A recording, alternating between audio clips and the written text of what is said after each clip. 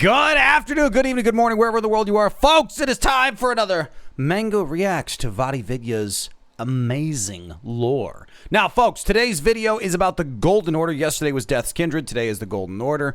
And I gotta be a little clear here going into this. Like, I want to set some expectations so we can probably immediately, have them dashed by reality.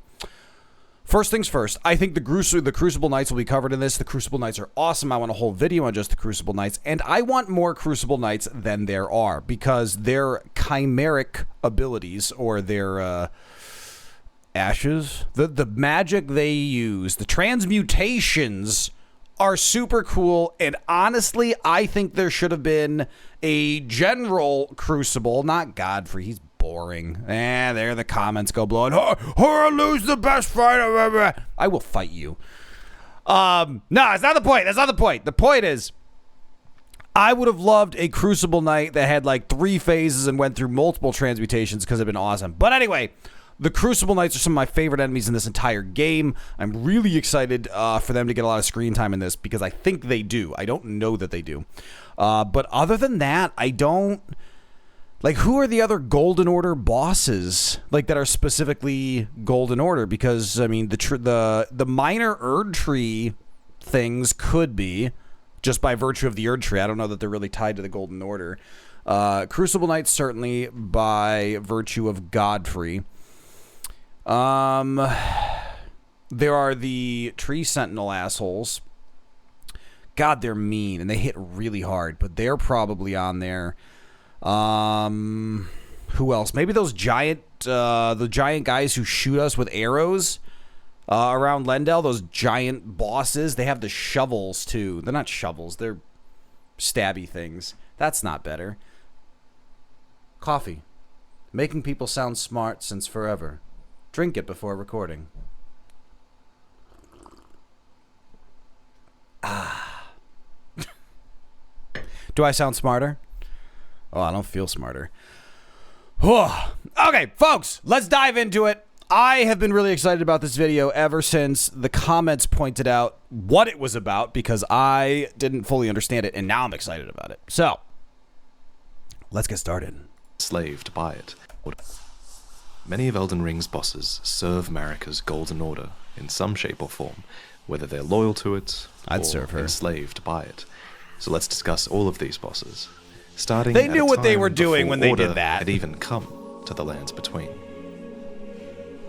To the north are mountaintops of the giants. I love the parentheses. There's only one living fire giant, and we murdered him. A name that makes it abundantly clear just who dominated this region of the world. However, it was not always this way. According to the Borealis' mist... Hold on, actually, pausing and talking about the fire giant. So if you think about the fire giant area, this used to be ruled by the fire giants. That dude is huge. That whole region could not have sustained more than like 5 of them. Like legitimately. That region could not have sustained more than like 5 giants. Plus, like 90% of the walkways are completely implausible for that to be. I have economic-based questions around how the giants could have survived with that little space. Was there a cataclysm that destroyed like 90% of their land?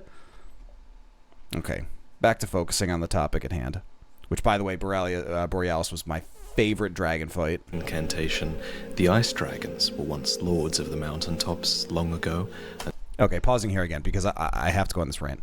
When I fought Borealis, this is the boss where you go in and suddenly this swirling storm... What is this? Oh, Frozen? Swirling storm inside. No, so... Can't let it out. Never mind. No. This is not a Disney sing-along. No. Borealis, there's this... Now I can't not hear it now. A snowstorm encompasses the screen, destroys your visibility, slows you down. It is so cool. It is one of the coolest boss intros I've ever seen. And that I was really disappointed because it was just a dragon fight. And I think that's one of the mistakes here. Mistakes makes it sound like there's something wrong. if I were to go change things in Elden Ring, one of the changes I would make is I would make every dragon actually feel unique.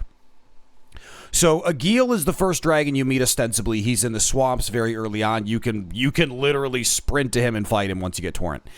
And he feels unique by virtue of being your first dragon fight. It's epic, it's confusing, it's dangerous. But then after that, most of the dragons are the exact same. But then I get to the DLC, the Ghost Flame dragons literally raise the dead at half health, and now you've got them to contend with while dealing with the dragon. That is awesome. That is an incredible mechanic. I absolutely loved it.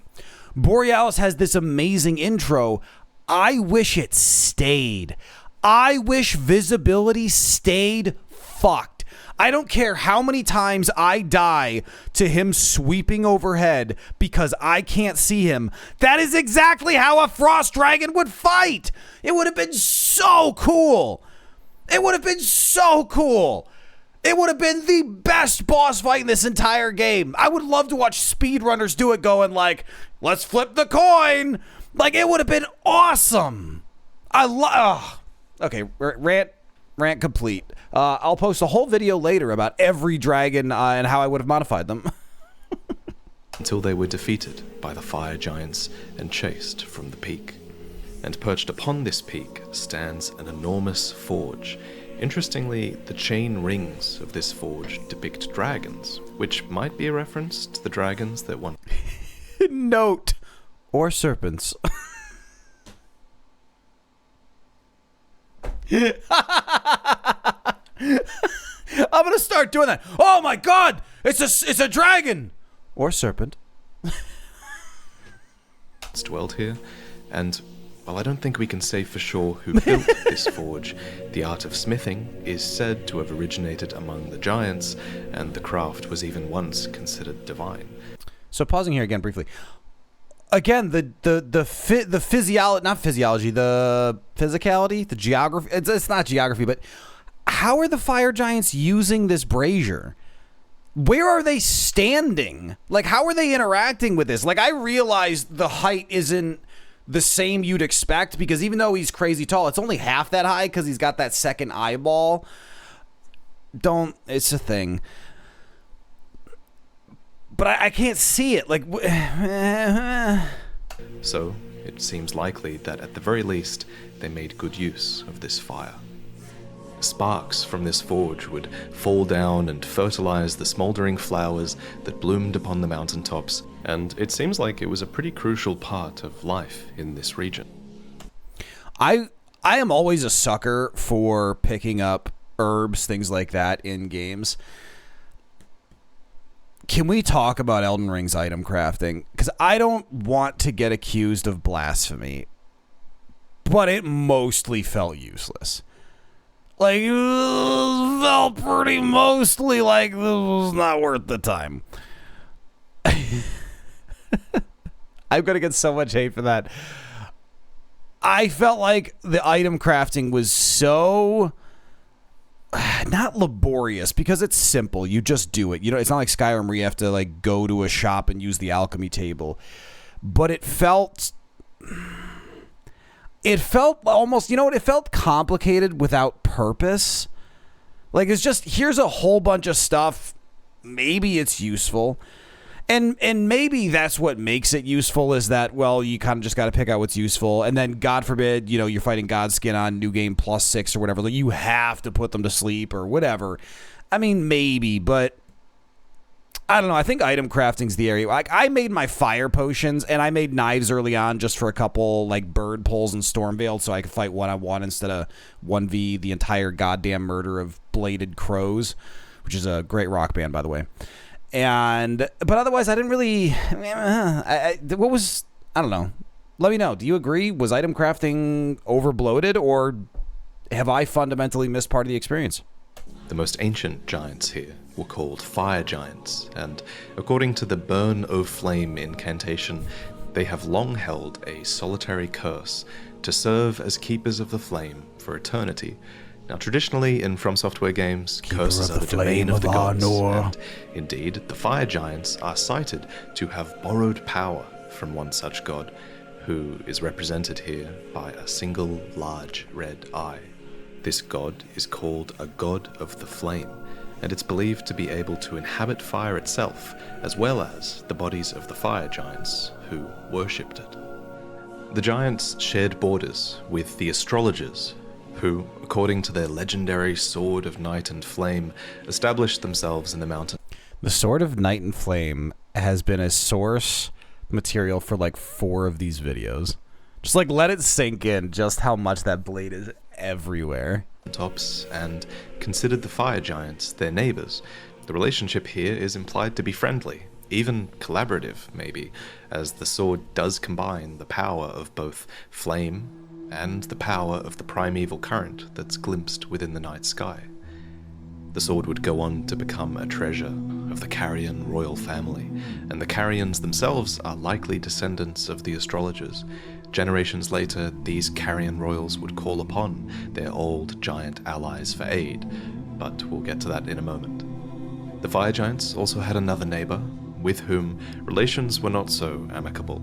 Further down the mountains, just past the Forbidden Lands, roamed the Knights of Zamor. According to their armor, these long-lived warriors, clad in biting, freezing winds. These are some of the only enemies in the entire game that I literally just said fuck no to. They were so nasty. It wasn't worth it. I fled from them at every opportunity. It just wasn't worth it. Which I think is kind of the highest praise. It's that's the highest praise you can give. It's like in The Witcher. The highest praise, this is from the Witcher books, when Geralt first meets Regis. Regis, who you know from the DLC Blood and Wine, is a vampire.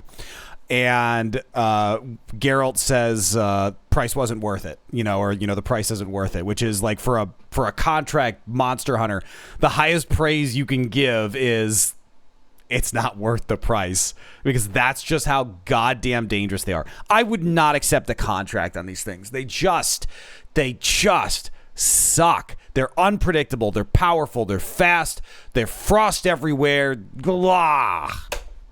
They're really awesome, though. These are actually underutilized, if anything, for an enemy this awesome. By the way, anyone ever read Immemorial? And not if anyone can read the word immemorial since time immemorial and not immediately be obsessed with the notion that there are entirely too many M's in that word, you're a better person than I am. Are said to have been the mortal enemies of the fire giants since time immemorial. According to their weaponry, these beings were devoted to winter itself, and so cool. had weapons styled after icy winds and bodies that were cloaked in swirling ice storms. It makes good sense that such cold beings would be natural mortal enemies of the fire giants, and they commonly did challenge their larger rivals. But it seems like their true chance came when Queen Marika waged war against the fire giants, and the Knights of Zamor gladly joined her offensive. They earned great... See, I was wondering where the segue was here. I was wondering where the transition was to this being about the Golden Order. That's why. Great renown amongst the Order of the Erdtree. I knew I hated them. Many ancient heroes of Zamor became hailed as heroes, as the fire giants were largely wiped from the face of the earth after this war. Now, up until now, I've resisted calling the giants evil, but the reality is that in pretty much every item description, their god is described as a fell god, and the giant's flame is a flame of ruin. And to be fair, their god doesn't seem like a super nice guy. I mean, it only really opens its eye when the fire giant boss sacrifices a leg, which is pretty metal. But I'm sort of giving them the benefit of the doubt because I think it's pretty clear who's writing the history. I'm glad I waited to pause there, though it probably would have been pretty fantastic if I'd paused earlier, because I was going to pause to say it's interesting that we're ascribing morality to this like every other person, deity, god, will in this game isn't tremendously fucked up. There is not a single anything in this game that doesn't carry a level of moral ambiguity to make any therapist cringe trying to decide how to unpack these issues. So the notion that, I don't know, the flame giant, like eyeball chest god, he seemed kind of mean. Frenzied Flame wants to burn the world to the ground. Fia wants undead to rise up and take over, for which we are still debating whether or not this is like Coffee Clatch with just a new group of people, or if they're going to eat my brains, what little there are. Well, I mean, technically I have the same amount. It's just they're not all working. Like, apparently the neurons are just like, there's some short circuiting, okay? By the way, Short Circuit, great movie. Wouldn't you like to be a pepper too? Moving on. About this fell god here. The many mentions of this god as evil clearly come about because fire itself was just this extremely taboo.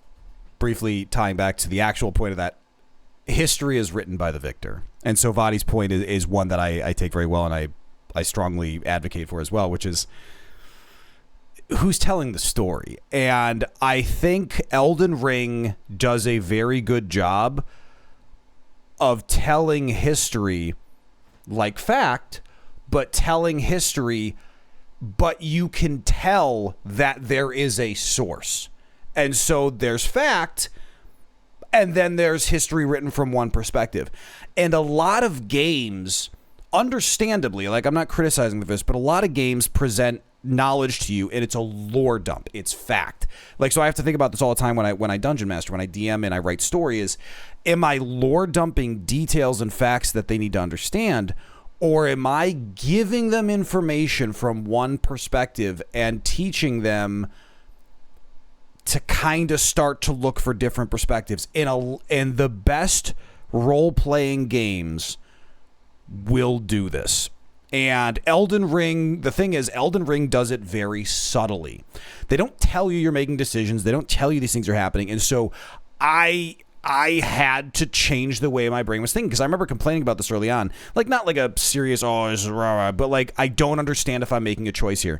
And a good example is this, the Frenzied Flame, when we meet Vike, who's gone like crazy sauce for Frenzied Flame, and he's like, oh, you could save Melina, just go get a hug from these three fingers. Oh, it's at the bottom. Don't look at all the dead merchants with soulless eyes. That was a misunderstanding, really not a big deal. But the point is, the more you listen to it, you're like, oh, well, this guy's giving you a quest. He's telling you what he sees the world as. It's like even in Sekiro, you get this quest from a bloodied, maniacal looking surgeon. He's like, yeah, I'm looking for a strong, able-bodied man, needs to be unharmed, no particular reason, don't worry about it. And now most of us who grew up with RPGs are like, well, we got to cross the quest off our list. But it's like, but if you pause and think about it, you're like, no, I'm not giving this guy Kataro. Kataro's a super chill dude. I'm not going to let this guy like Dr. Frankenstein him. And so the point of all this, a loop back, history is written by the victor, and the notion that a lot of this story, a lot of this lore is coming from a specifically slanted perspective it's a huge chunk of what makes this story beautiful, is because you can see the bias in the history. And it ties to everything because we have 10,000 plus years of history here. Anyway, the point of all of this is we should all worship the fire god because statistically speaking, he's probably better than the rest of the other gods. Topic during Marika's Age of the Erdtree, and it's not just Giant's Flame items that mention this. Fire in general was prohibited to those who served the Erdtree, which was a pretty smart defensive measure, especially considering that many rival outer gods also have a flame of their own. The Formless Mother has Blood Flame. We saw this in a Vaati video before. I need that. My fantasy preference style would be double bladed, like Darth Maul. Growing up, when I saw Darth Maul, I was like, that is like my ideal fantastical version of me. Is I would do that. And this is Darth Maul. I need someone tell me where to get this sword, this double bladed the double sword here, and I think that's the Blood Flame upgrade. I need it. 3 fingers have Frenzied Flame.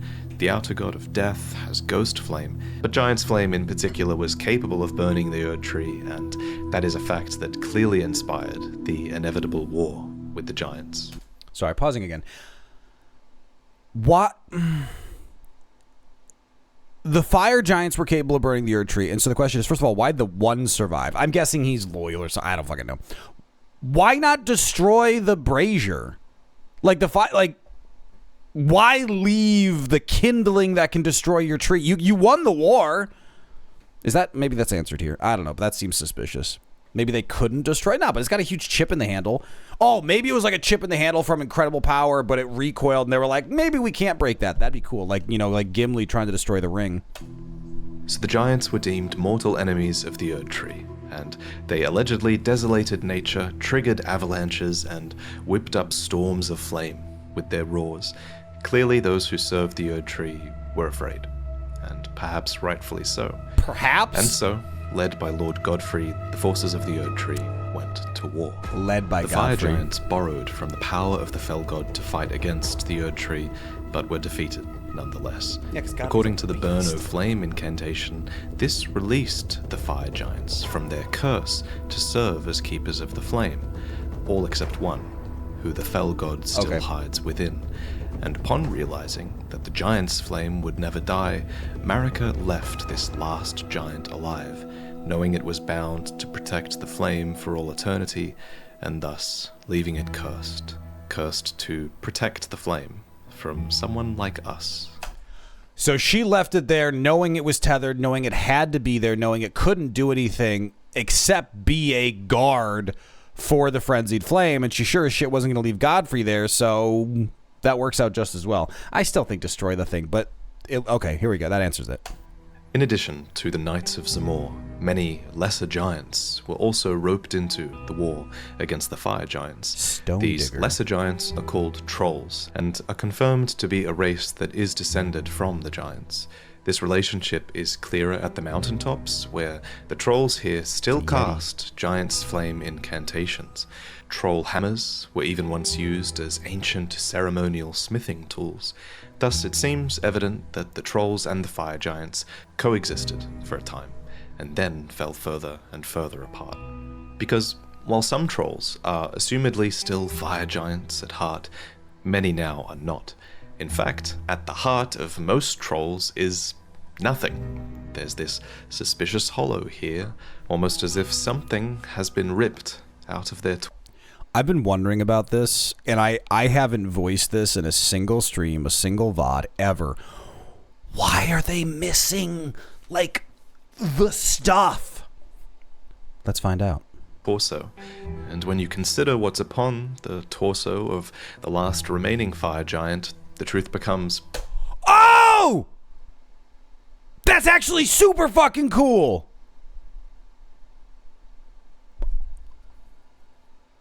I mean, if that's true, do we, so this is obviously an older video at this point. We've learned more things. I don't think the DLC would have explored any more of this. That's actually really cool. It's super gross. Okay, hold on. I'm going to let him finish his thought before I rant. Pretty clear, right? Every single troll is now missing that giant eye of their outer god. And if you manage to look really closely here at a troll, we realize that in its place is this strange stone tablet that is held in place by what look like roots.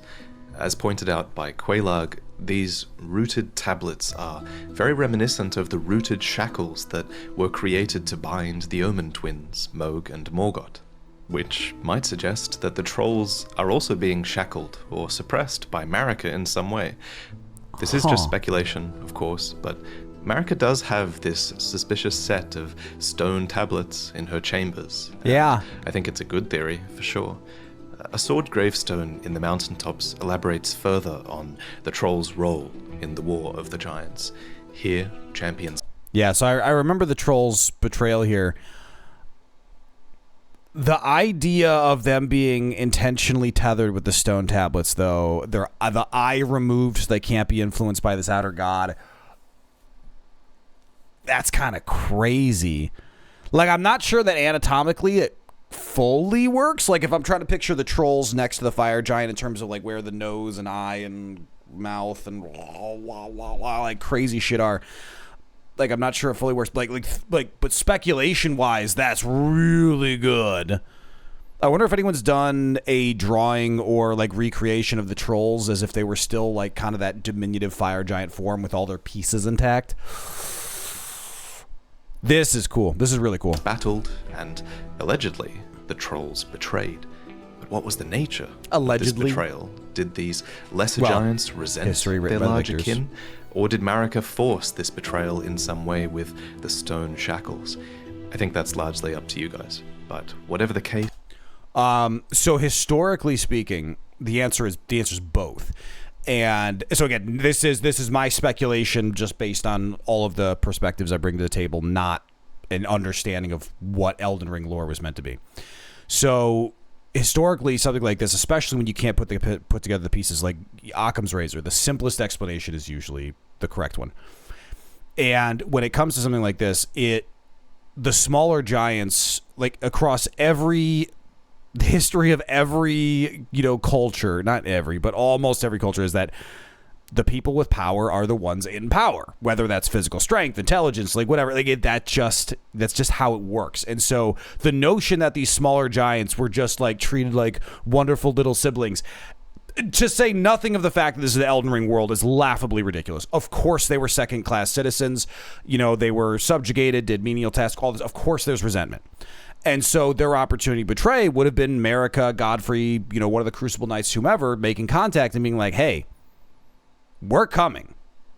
Do you want to help us? And if you do help us, you get to have this area then. The trolls are going to be like, excellent, done, deal, easy choice. Having no idea that upon completion of this, Marika was going to neuter them all and tablet them to ensure that they couldn't also be a threat with the furnace. Because that's how conquerors think. Don't ask me how I know. That's how conquerors think. It's all about getting everything you want. You don't make deals, you conquer. Like, you make a deal, but then you betray it. And Marika's got some history there. I refer you to Radagon. Moving on. Nowadays, the trolls are said to have lost their minds and are inseparable from the weight of their rusty swords, which have long since lost any trace of gold.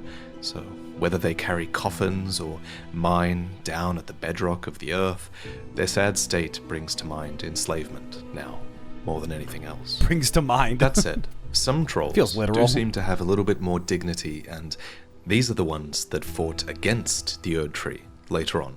Mm-hmm. These were the enchanted troll knights, deemed comrades of the young Renala, and they were called into service when the queen invoked an oath that they swore long ago. As mentioned earlier, the trolls go way back to when the fire giants and the astrologers were still neighbors, and back then it seems, for whatever reason, they swore an oath to the astrologers. So this oath they swore, so I'm gonna make up a timeline here, and I don't have numbers for it, but just like follow along. So before the war, astrologers and trolls got along. Trolls would have made a pilgrimage, been offered a study abroad, whatever. Trolls would have integrated at the academy before the war against fire giants.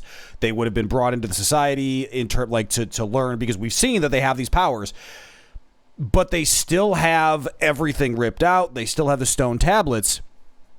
This begs questions about, the previous speculations. Why then? Because if it's subjugation, it can't be the same degree, because you can't use magic if you can't think. That gets squirrely. There's a better explanation. That's a question mark in my head. I'll have to puzzle it. Later, when the Carians went to war against the Erdtree, I assume, the trolls were finally called into that service to be treated as true knights of Caria. Wielding swords embedded with blue glintstone and summoning enormous glint blades, they fought arm in arm with their long-lost human comrades. Iji is another such example of that relationship, by the way. He became the Carian family's royal blacksmith, and unlike the Stone Digger trolls, he actually uses that weapon for its intended purpose, as a blacksmith's hammer, and now he serves the Lady Rani, who he's known ever since her childhood. Next, I want to talk about the Knights Cavalry. Steve. These recurring bosses wander the dim roads at night, and were once led by the fell Omen. Now, this description specifically references Margit's title as the Fell Omen, not Morgoth's title as the Omen King, and I think this is important because Margit represents this undercover extension of Morgoth, who scouts further out in the world and takes out champions who approach all the way from Stormvale Castle. Morgoth's big role in the story is that he's a stout defender of the Erdtree who wouldn't dare betray the Golden Order. He calls all the other demigods willful traitors all, simply for fighting over the great runes of the Elden Ring.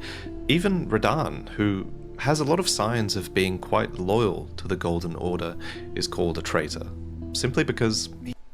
So I realize Vaati's talking about the step here. All I really want to see is Radahn gravity pull his swords into his hands, which is what this trailer is, so that, like, I love this part. He fights at one stage another character who has a great rune. You can even see Morgoth in one of these openings. It's so cool! Stay chill, stay chill. Stay chill, stay cool. I'm cool. I'm cool. You know, Radahn's okay. Cutscene cinematics, leaping onto what looks like Radahn, and managing to even get an attack off on one of the mightiest of the demigods. Actually, a channel named Smotown has a really good little video discussing whether this is... Smotown is on my list, and as he was showing this, I just realized I've seen this image and never quite connected that it was Radahn getting stabbed, which begs a lot of questions. Indeed Radahn, and I'd highly recommend you go and check that out. Anyway, my point is, the Knights' Cavalry seem to fulfill a similar role to Margit. According to their armor, they were deliverers of death for great warriors, knights, and champions. Simple as that. No motive is listed, except that they have a reputation for taking out the greatest warriors of the world. And that makes sense that that would be their aim, because only the strongest can acquire 2 great runes and approach the Erdtree, so it's almost as if strength itself must be stifled so that Morgoth's failing order might be maintained.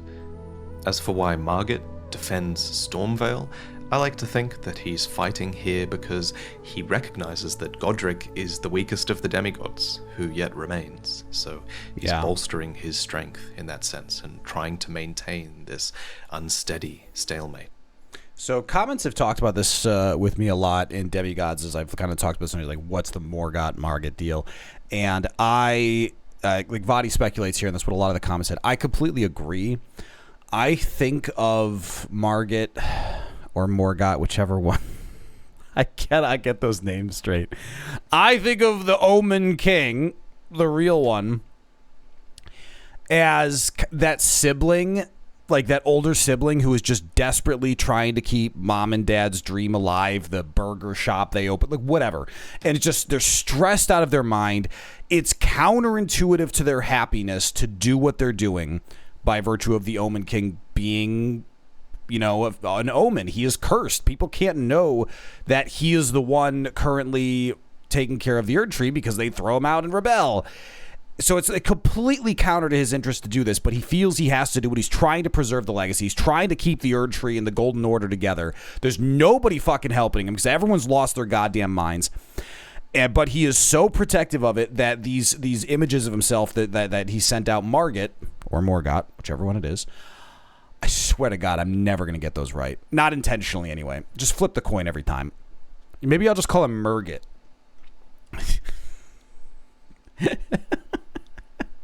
So Murgit sends out this because Godric clearly is the weakest, as Vaati just noted. I completely agree.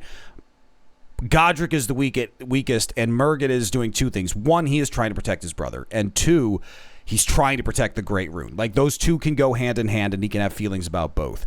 But if someone's going to collect 2 Great Runes, Godric is almost certainly where one of them's coming from, and he needs protecting for both of those reasons. And I think that makes a ton of sense. And I think there's a lot of beauty and frustration. Like, there's a lot of emotions tied at once into Murgit's incredible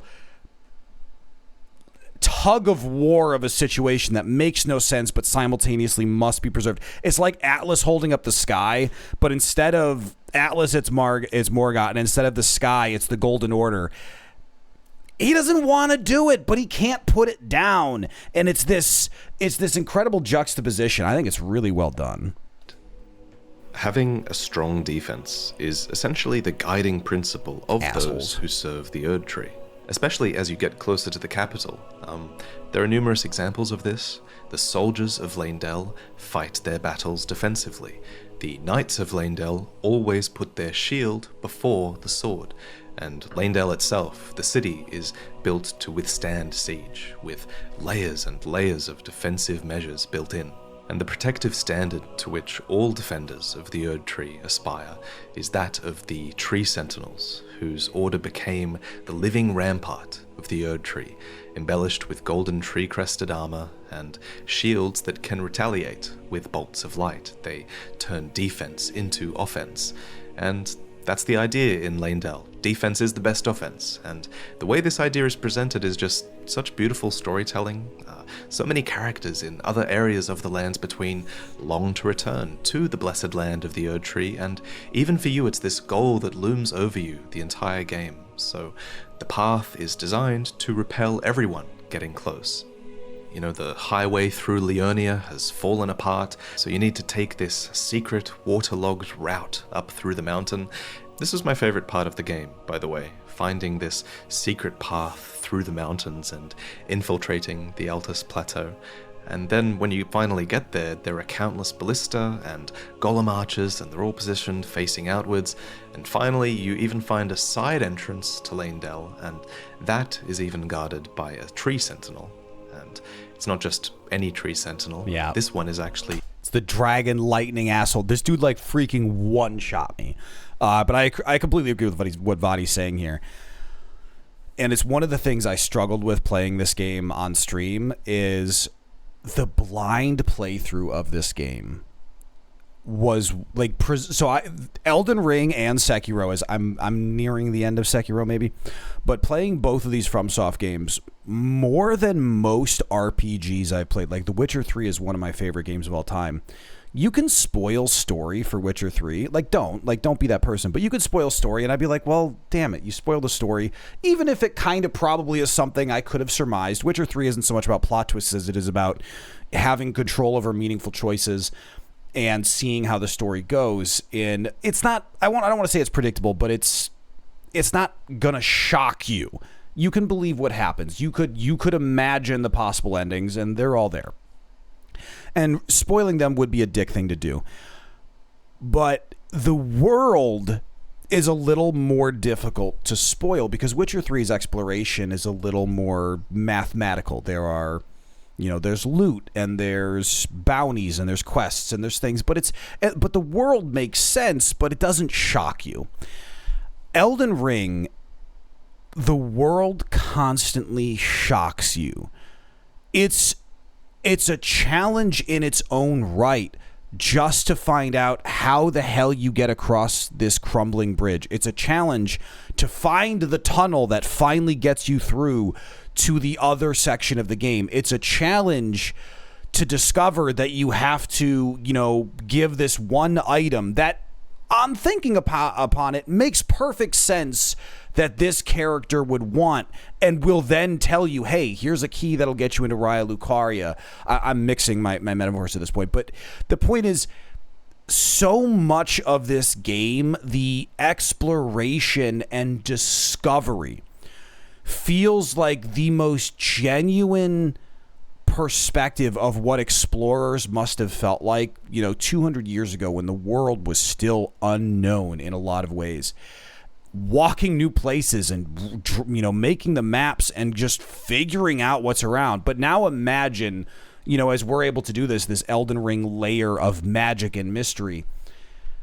It's not just beating a boss that's the excitement. It's getting to see with eyes wide open a game like this for the first time.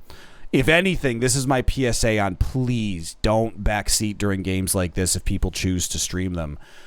Because this was what made the game great. This is what you loved about it. Please don't ruin this for other people, ever. Like, this is the best part. Not this guy. This guy's a prick, but you know it. You get what I mean. A draconic tree sentinel, which is kind of different. This variant of Sentinels arose Kind of after different. the ancient dragons attacked Leyndell in its history, and we talk more about this event in the video about the demigods, but in the end, the ancient dragons were befriended, and worship of the ancient dragons was deemed acceptable, alongside belief in the Erdtree. Dragons were conjoined with the Golden Order, so to speak, and the dragon cultists took after them in a physical fashion. Also instrumental to the rise of the Erdtree were the Crucible Knights. They were eventually scorned for their strength, for their appearance, and for their close resemblance to chaos, and how that inspired. The idea that anyone could look at these and be like, ooh, we should score them. I mean, first of all, they're horrifying. Don't be mean to them. Like, I look at the Crucible Knights like I look at Latinas. Be careful. First of all. And second of all, I look at Crucible Knights like I look at Latinas like, okay. By the way, when I say Latinas, I exclusively mean the one and only Latina I'm aware of, Mango Wife. I love you. Also, you look nothing like a Crucible Knight. Also, you don't watch these videos. She doesn't watch these videos. I'm fine. And she's not working from home today. I'm safe. I'm safe. She has thrown a chancleta at me before on stream. Who they originally were. 16 of these knights served Godfrey, the first Elden Lord, and all 16 of them yet remain across the lands between. One is in... That is one of my favorite details, is that 16 of them served, went out to war with him, served through everything. Every one of them made it back alive. And I think, I mean, you expect attrition. It's normal in war and everything. But I think in this case, it just makes it more awesome. And when you fight them, it is not hard to see why these assholes are alive. They're assholes. And these ones with the shields are goddamn near unkillable. The fact that one of these was in Stormvale Castle at the start of the game, fuck all of that. I think I died to this like 10 times, and you have to do this crazy series of jump downs to get here. Because I hadn't unlocked the elevator yet. I'm dumb. That's my fault. But I think I fought this 10 times before I was like, you know what? This feels like a bad life choice. Imprisoned in an Everjail. 2 appear to be dead and are summoned to fight you as spirits. A number of Crucible Knights still patrol Leyndell. Some protect great tree roots, though Loved the double most fight. just stand dejected in lost corners of the earth, and one of them has even found a new blasphemous master. Yeah. So, the next time you fight these, think carefully about where they are and who they're fighting with, because each knight is a distinct character, with purpose, or lack thereof, even though they were all once united by a common purpose and a single lord. So I would have liked more uniqueness from each of these, and I want to be clear again, I'm not faulting what we got. But when I see these, I think like the Valkyries in God of War 2018. I think the Headless from Sekiro. I think like they're unique. They should have something unique attached to them. And part of me, like, this is not necessarily Elden Ring style. So again, I'm not suggesting we corrupt Elden Ring style. But when I see something this unique, I would have liked each of them to have a unique crucible ability. I guess aspect of thorns. Is that what these are? I would have liked each of the 16 to have a unique, or they could have had like 2 abilities that create unique combos. It's fine. But also each one of them drops a fragment of a medallion. Collect all 16, you can put the medallion together and you get one of the strongest damage resist, whatever. Something like that. Because, and again, that's not what Elden Ring is. That's fine. I'm not saying I have to do it or it's a mistake or anything. But as the, ultimate generals of Godfrey, this feels like if you were ever going to do a thing like that. The other reason I really like fragments like that is because it gives you the clue. It's the breadcrumb, and Elden Ring loves its breadcrumbs. It gives you the breadcrumb that says, go find the rest. There's 16 now. And can you imagine being the first one going, oh my God, that was brutal. And you get the fragment and you're like, what the fuck do you mean there's 16 of them? Because now your mind is like, oh, it gives you these possibilities. It's exciting. And now you're even more invested in exploring the game. And I think that's something Elden Ring could have done more. And again, it doesn't have to. It's the beauty of this game that it really toes that line of not doing enough and doing too much. And it's not a right or wrong space, but I think I would have liked that. Many of these knights fight with different aspects of the crucible. Some Damn it, fight with aspects of the wings, crucible, not some thorn. with horns, fire, and tail. But what they all have in common The is frog their sack mastery was so weird of to their me. Lord Godfrey's signature stomp attack, which breaks up the earth beneath Someone their pointed feet. that out in the comments. This It's is so such a cool homage to Godfrey. Yeah, You know, knowing the lore is great. It definitely makes dying to it feel a little bit better, right?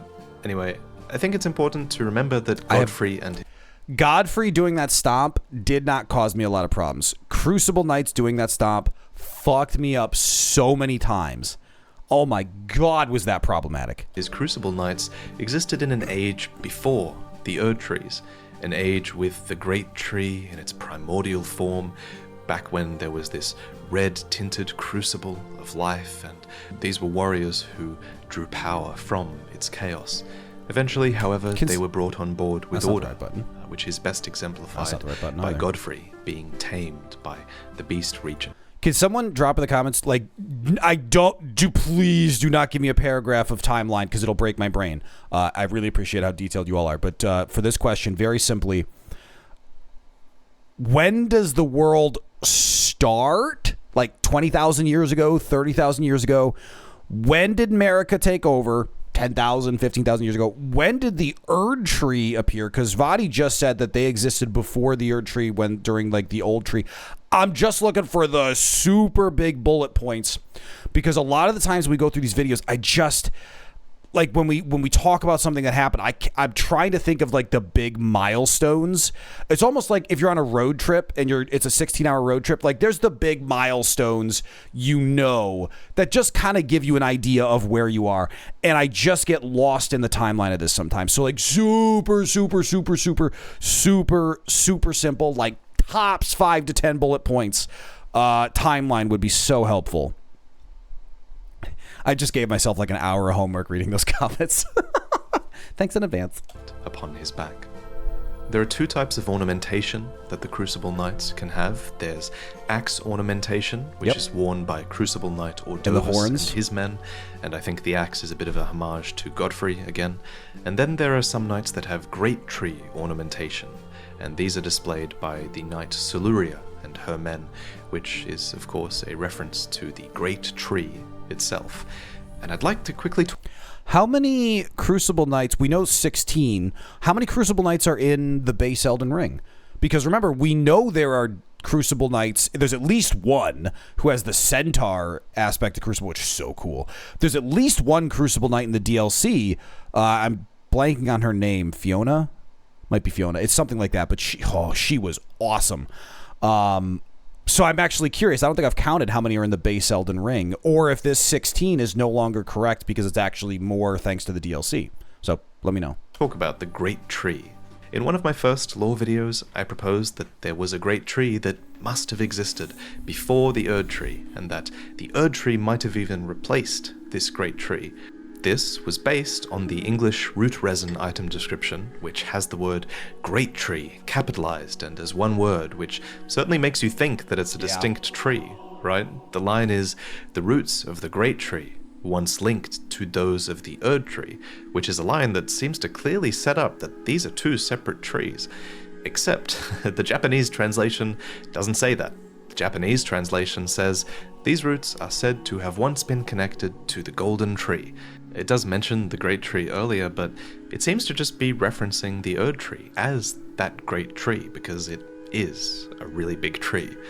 Some people have taken this to mean that there was no Great Tree before the Erdtree, and, while that's certainly possible, I do think it's still fair to argue that a Great Tree existed before the Erdtree. For one, many of the Crucible Knight items reference a primordial form of the Erdtree, and they have ornamentation and history that is based on this primordial holiness that is not the holiness of the Erdtree. So calling it a Great Tree might just be referencing that tree. And secondly, Soluria defends a giant tree in the deep root depths. It's one that has this hollowed out entrance that is reminiscent of the entrance at the Erdtree as well, so maybe there's something here. I just kind of wanted to set that straight for now. But the reality is that we don't really know for sure, and hopefully DLC will shed a light on some of these past ages of the world, which seems to be a common trend with From Software DLC. Okay, so this confirms that we don't have the DLC yet, which I didn't think we did, but that confirms it, so I'll look forward to that. See, and there just really are so many remnants of previous ages in this game, and I'd love to see a little bit more about what their cultures really were like. It kind of makes you resent just how all-encompassing the Erdtree became. So many of these cultures have been lost, and I guess that's how a lot of characters in game feel as well. They feel upset by that, and knowing this fact helps you understand why so many of these characters are okay with burning down the Erdtree. They're totally fine with that. And this brings us to our next boss, because in the act of burning down the Erdtree, you release a slew of ulcerated tree spirits from it. Wait, what? I burned down the tree. What do you mean I released ulcerated? Like, as I fought like 6 of these things before. Were there more after I burned it down that like spawned in new places? I should listen. These spirits lie suffering beneath the ash until you come along. But of course you fight many of these tree spirits across the lands between, even before the end game. There's an ulcerated tree spirit at the husk of this minor Erdtree. Killed it. A bunch in catacomb dungeons. Killed them. Great tree roots. There's even one at the husk of the Halig tree. There's a lot of these. Some might even say did not kill it because this one was bullshit. Kept knocking me off the ledge. There's too many of these bosses. I think they're the worst boss in Elden Ring. But anyway, understanding their lore might make it a bit more palatable. So, while these creatures fight near the trees, I don't think they're defending them. Rather, I kind of think they're this corrupted byproduct of dead or dying trees. Yeah, byproduct. We know that one of the new purposes of the Erdtree is to accept spirits and allow them to live on. And it's almost like these ulcerated spirits are this horrific failure of that process. One of Miyazaki's favorite themes in these games is the idea that life is not supposed to be eternal, and I think these spirits are a physical manifestation of stagnation and decay. They're this product of an age of an Erdtree that really should have ended a long time ago. Most tree spirits drop golden seeds, which are also found at the base of smaller illusory trees, and they read, "When the Elden Ring was shattered, these seeds flew from the Erdtree, scattering across the various lands, as if life itself knew that its end had come." A talisman also goes on to say, the Erdtree was once perfect and eternal, and thus it was believed that Erdtree seeds could not exist. This was back when there was an age of plenty, when blessings literally dripped from the boughs of the Erdtree like sap. And the Erdtree's warm light healed those who bathed in its rays.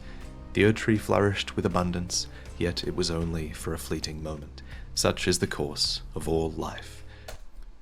I don't want to pause on the black. Then, so that concept also follows where, so when the hero, like if you're watching a movie, like even like Lord of the Rings, Return of the King, where they defeat Sauron and everything's great, and then it was a time of peace and prosperity. Peace and prosperity always follows after conquering everyone that's left, because now you govern, the war is over. And so historically those are very often looked upon as these wonderful times, and look, everything's great, there's peace and plenty, and then over time you watch that decay because it can't last, because it was built on crumbling foundation.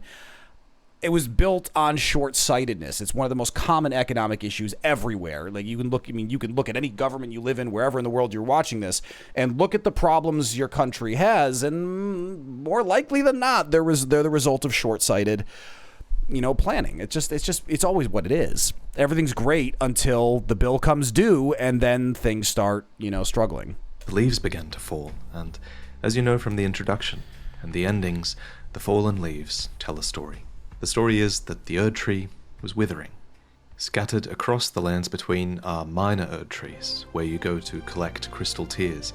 Basins were placed at the feet of minor Erdtrees in order to collect these tears, though in some cases these tears are dropped by Erdtree avatars instead. When the Elden Ring was shattered, the avatars emerged, wielding ceremonial staffs that depict the Erdtree in its historic. Ceremonial staff, my ass. That is a bonk stick for which I have died to a few dozen times. Radiance. These creatures are the will of the dying Erdtree, made manifest, I think. They are literally part tree, after all, and they fight desperately to protect the minor Erdtrees, which are the offspring of the withering Erdtree itself. Some avatars, placed in Caelid and Miquella's Halig tree, are rotten avatars, and they even have this uniquely designed staff that festers with rot, just as they do. Remember that Halig tree is also an emulation of the Erdtree, so it makes sense that it has its own avatars as well. And they fight on, because to many of these creatures, any Erdtree, whether it's minor or a copy or doomed, is something worth protecting. So, if you've made it all the way to the end of this video, then chances are you love this kind of long-form content, so an Audible subscription might also be just right for you. I like Sign the up visuals. at audible.com/VaatiVidya or text VaatiVidya to 500 500 and you'll get a free credit for the first month. The idea of and then again for every texting paid month thereafter. crazy But this to me. time, I'd Like recommend that- you spend that credit on the Sandman. Not in general. which- Okay, first of all, the Sandman is fantastic. I do highly recommend that. I don't know why I'm moving that away. Folks, this has been the Golden Order reaction. I don't think I have any clothing. Clothing? I have clothing. I'm wearing clothing. Don't, like, watch. The AI, if the algorithm AI is going to hear that and think I'm naked because of the way they scrub these things. You wish, YouTube pervert robots. I don't think I have any closing thoughts for this one. I think this one has met what I expected to be. We've answered the questions I wanted to answer. I've already asked the questions I still have throughout. I think this is another, good solid video. It covered all the pieces I wanted it to. We've done Golden Order. We've done Death's Kindred now for these minor bosses. So what's left? I think we have 8 or 9 videos. Excuse me, of VaatiVidya's. At which point we will then, I don't know. So we're going to do Tarnished Archaeologist. There have been a few Scum Mage info videos you've all strongly recommended that do look really good. There's some Hawks. I have the name written down. I just don't have it in my brain tip. Is that a word? Brain tip? I don't have it on my fingertip. My tip of my I don't know. Wow, that thought's gone. Moving on. Audible Originals. Now, so I have Hawk something. We have the color theory, which I thought was Hawk, but I have them all written down. I have all of them written down. If there's any recommendations, you know what? Next video, I'll show you all my list. Actually, let me show you my list now. Don't go anywhere. Let me show you my list now. There's my list. Here's my list. You can see all of my lists. I'm just double checking that I'm not doxing myself here, but no, we're good. We're good. So I've got my whole list here. And I'm still adding to this. So we have Grand Unified. Grand Unified Theory is Silent Ellipsis. I did the Vaati ones like separately, but realistically, these are all part of his same playlist. I've got their times just so I know if it's something crazy. I do have Carbot animations. I am planning to go through all of these. And I think I'll probably... So what I'm going to do for Carbot when we get to it, I think after VaatiVidya, we might do this for kind of the comedy and just see how we feel about it, maybe as a palate cleanser between big lore videos. We'll do... my plan is to start Tarnished Archaeologist at some point and do his whole thing chronologically. I'm going to start with it and, see how we enjoy it because people say it's a little different, but it's really good. So we'll play it by ear. But the Carbot one, I'm going to do... Because for these reaction videos, it's really, really important to me that these are actually meaningfully adding something to the content. And Carbot, I watched one of these. It was hilarious. I loved it. These look like a ton of fun. I definitely want to watch these. But I don't want my reaction to just be laughing at them because that doesn't feel like it's adding enough. And so we're going to try one of these 1 to 5 episodes of this. And we are going to see how that goes because I need to know if I'm actually really adding something to this. Because if I'm not, I could still watch them and have fun with them on my own. But I don't want to feel like I'm just leeching off of someone else's. I don't want to be that person who puts their face while all of this stuff is happening above or below the screen. I hate those. That's not reaction content. It's not fair use. And fair use is a good legal doctrine for good reason. People put so much work into this. VaatiVidya has done so much work with other creators to bring this whole thing together. If I am meaningfully adding to it and heightening the experience, adding my reactions, that's great. But I'm not just going to stand here stone-faced while he does all of the work. That's not what these are supposed to be. And some of these, I'm not sure how to approach. So we're going to test it. I want all of your comments and your thoughts on how on if I added value to this Carbot stuff. The lore stuff, obviously, my perspectives, I feel pretty good that I'm adding that. But this one, I'll enjoy on my own if I don't feel like we can add that value to it. So we'll see. Anyway, all of this long-winded rant has been building up to. See you next time.